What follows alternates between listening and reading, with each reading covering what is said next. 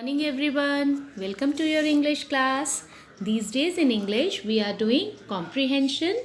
In last two classes we read the passage and we filled up the blanks. Today we are going to do picture composition. मैंने आपको बताया था comprehension could be in the form of picture or passage. तो आपको इस picture में क्या दिखाई दे रहा है? Observe it carefully. इसको ध्यान से देखिए. We can see that this is a picture of a park. ये एक पार्क की पिक्चर है जहाँ पर कुछ लोग मैट पर बैठे हैं. People are sitting on the mat and there are some trees also. These are mango trees, right? And what they are doing? They are talking and enjoying. They are enjoying picnic. जब भी हम parks में picnic पर जाते हैं हम अपने साथ क्या कैरी करके लेके जाते हैं? We use to carry mats, चटाई जिस पे हम सब बैठ सकें. We used to carry baskets of food, fruits and snacks. ये सब चीज़ें हम लेके जाते हैं. Okay. So we have observed the picture very carefully. Now we are going to answer some questions. So our first question is, how many people are there in the picture? आप सबने picture को देखा था तो let's see once again how many people are there. 1, 2, 3, 4 and 5. So what we will write? There are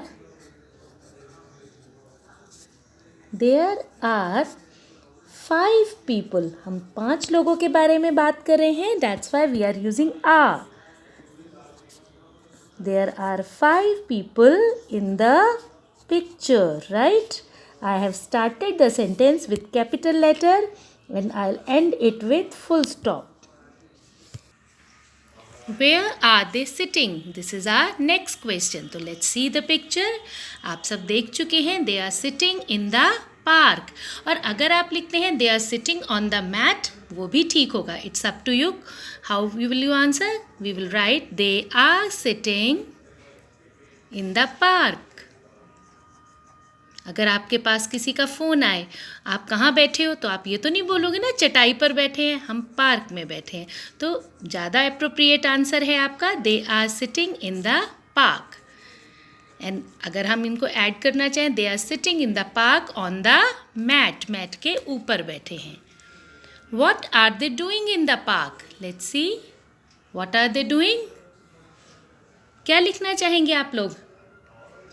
दे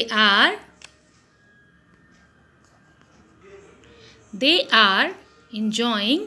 हम parks में क्या करने जाते हैं? पिकनिक करने. They are enjoying picnic in the park. या आप खाली लिख सकते हैं, अगर आपको पिकनिक का स्पेलिंग नहीं आता, they are enjoying in the park. वो पार्क में इंजॉय कर रहे हैं, right? During what time are they sitting there? किस समय वो वहाँ पर बैठे हैं? तो what can we see? This is day time. तो हम आंसर देंगे they are sitting in the day time. दिन निकला हुआ है, सूरज है, रोशनी है, तो of course they are sitting in the day time. For giving answers बेटा you should learn to frame small sentences. तभी आपको बार बार कहते हैं कि छोटे छोटे सेंटेंसेस बोलने की आदत डालिए, राइट? तो try to frame small sentences. Are they enjoying? So what can we C?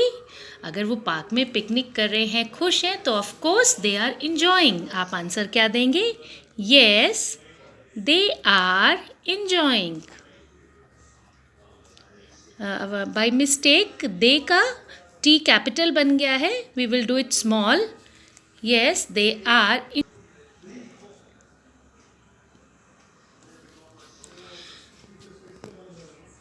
Which fruit is hanging on the tree? Let's see. Which fruit? Mangoes are hanging on the tree. We are talking not about one mango. वहाँ बहुत सारे mangoes हैं. तो we will write are. Mangoes are hanging on the tree. आपको एक या दो words लिखने होते हैं. बाकी words आपको question में मिल जाते हैं, राइट? और आप नोटिस कीजिए जब क्वेश्चन होता है that ends with question mark. ये देखिए. And the answers ends with full stop. How many baskets are there in the picture? Let's count the baskets. So let's see how many baskets. 1, 2 and 3. तो we will write there are 3 baskets in the picture.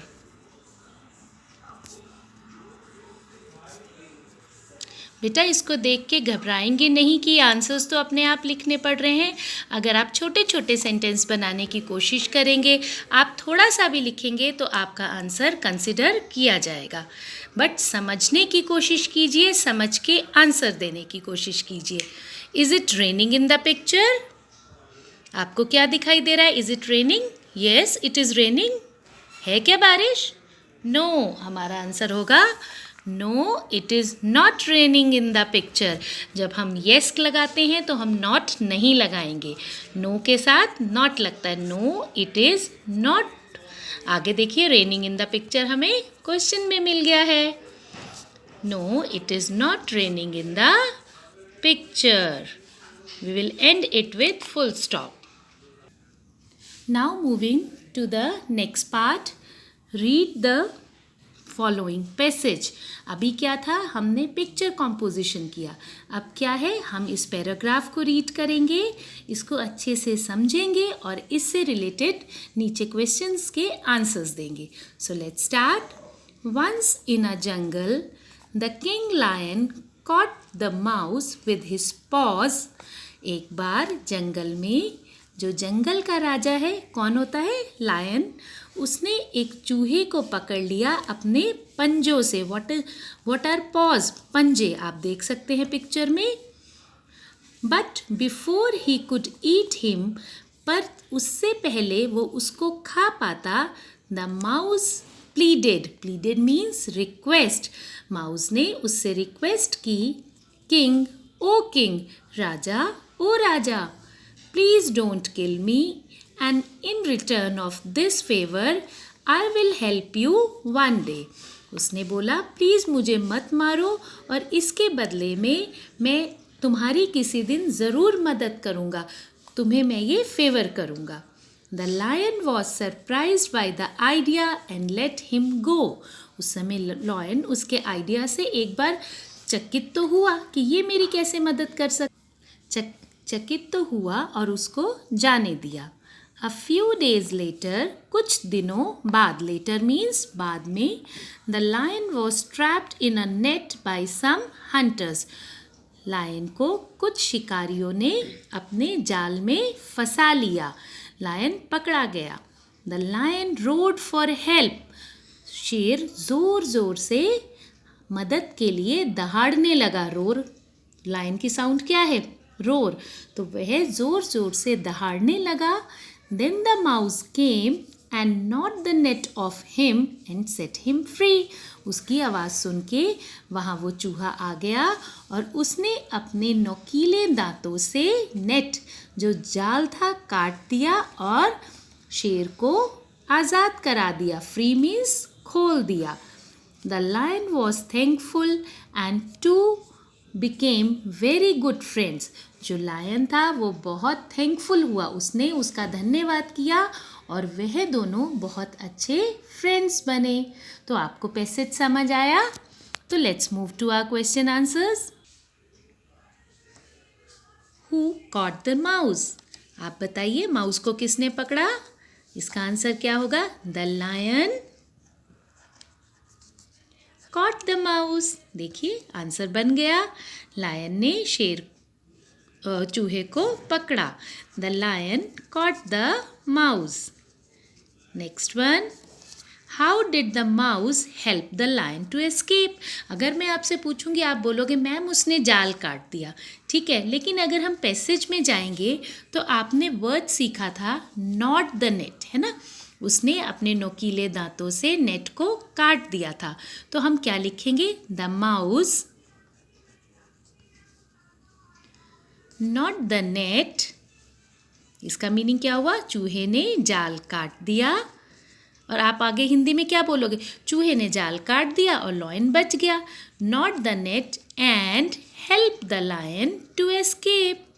और उसने इस तरीके से lion की मदद की उसे बचाने में। And help the lion to escape, right? थोड़ा थोड़ा समझ आ रहा है? You can do it very easily. अगर आप प्रैक्टिस करेंगे तो आप इसको आराम से कर सकते हैं. Next question.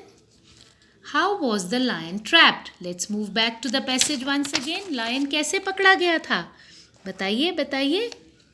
ढूंढिए कहाँ पे था. The lion was trapped in a net by some hunters. है ना. lion कैसे पकड़ा गया था? कुछ शिकारियों ने उसके ऊपर जाल डाल दिया था. तो आप लिखिए The lion was trapped by some hunters. क्योंकि उसको शिकारियों ने पकड़ लिया था.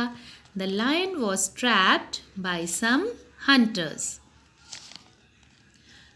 Next is, why did the mouse help the lion? Mouse ने क्यों मदद की lion की? क्योंकि उसने उसको क्या किया था. जब आप किसी को कुछ प्रॉमिस करते हो तो आप पूरा करते हो ना. तो आप लिखेंगे The mouse. पूरा चीटिंग करने की कोशिश नहीं करनी. पैसेज में से छोटे छोटे वर्ड्स अपने आप ढूंढने हैं कि हम यहाँ क्या लिख सकते हैं. The mouse helped him in return of his favour. Okay. क्योंकि उसने क्या फेवर किया था. उसने जब वो उसके हाथों पंजों में आ गया था तो माउस ने क्या बोला था. तुम मुझे छोड़ दो and one day I will do favour in return. इसके बदले में मैं भी कुछ फ़ायदा करूँगा. Okay. So in the B part there are some sentences. State whether the following statements are true और फॉल्स. अब ये इसी पैसेज से रिलेटेड कुछ सेंटेंसेस हैं. आपको बताना है ये सही है या गलत है. The lion ate the mouse. Lion ने माउस को खा लिया था. Is it right? No, this is wrong, false. The mouse was trapped by the hunter. Mouse को पकड़ा था हंटर ने या लायन को. The lion was trapped by the hunter. This is also false. ये भी गलत है.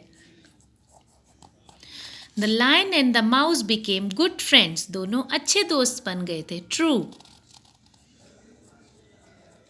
The mouse gnawed all the ropes. जो माउस है उसने सारी रस्सियाँ काट दी थी. जैसे जो जाल होता है उसमें छोटी छोटी रस्सियाँ होती हैं. तो true. Mouse was the king of jungle. Mouse था जंगल का राजा. No, this is also false. Lion was the king of the jungle. The hunter trapped the mouse also. Hunter ने लायन को तो पकड़ा ही था. ये लिख रहे हैं कि माउस को भी पकड़ लिया था. Is it right? No, this is false. In the end, the lion and the mouse became enemies. Enemies का मतलब क्या होता है. शत्रु, दुश्मन. एंड में lion और mouse दुश्मन बन गए थे. Is it right? No, this is also false. The mouse returned the favor of the lion. Mouse ने lion का फेवर रिटर्न किया था. जो उसने उसकी मदद की उसके बदले उसने भी मदद की. This is right, true. Okay. So dear children, you read second part of the passage है ना. This is one more passage given for all of you. We will discuss this in our next class. Okay. But before next class आप इसको भी खुद से read करने की कोशिश कीजिएगा और इन क्वेश्चंस के आंसर्स फाइंड आउट करने की प्रैक्टिस कीजिएगा. That's all for today. Bye bye. Take care.